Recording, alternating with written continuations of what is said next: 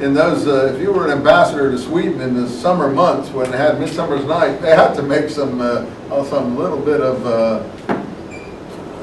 something had to be done because it just didn't work. Yeah. Well, the fasting is mostly on their times of prayer.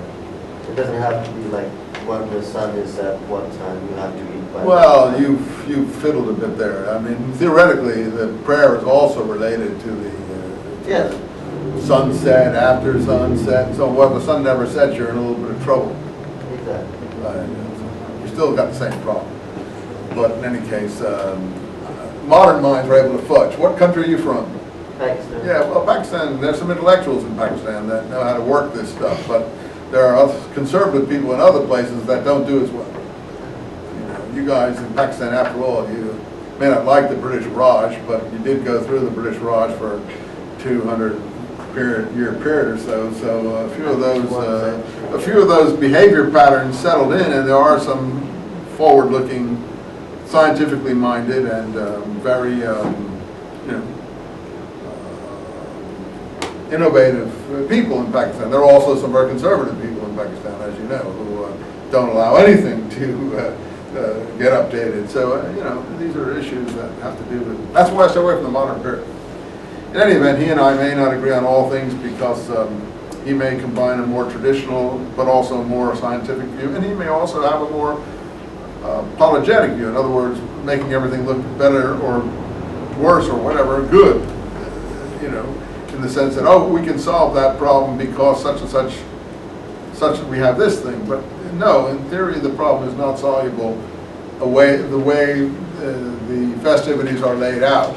Because the festivities are laid out for a person living basically in the Tropic of Capricorn, are we talking about? Is that where we live, or do we live in Cancer? I forget what part of the world. But what's the northern hemisphere? The middle of the northern hemisphere someplace. They're not really laid out for someone up on the poles. And, it's the Middle East world, same as the Bible. The Bible sees the world geographically from its own perspective of the Middle East. It's not really looking at the world from another part of the world that may not run exactly like that. And in the Northern Hemisphere, you have a problem with sunrise and sunset because of the fact that in certain times of the seasonal process, you have total darkness, and other times you have basically total light because you're on the poles. Anyway, that's just a minor glitch in the process. Well, okay, we're talking about the calendar. Let's go back to where we were.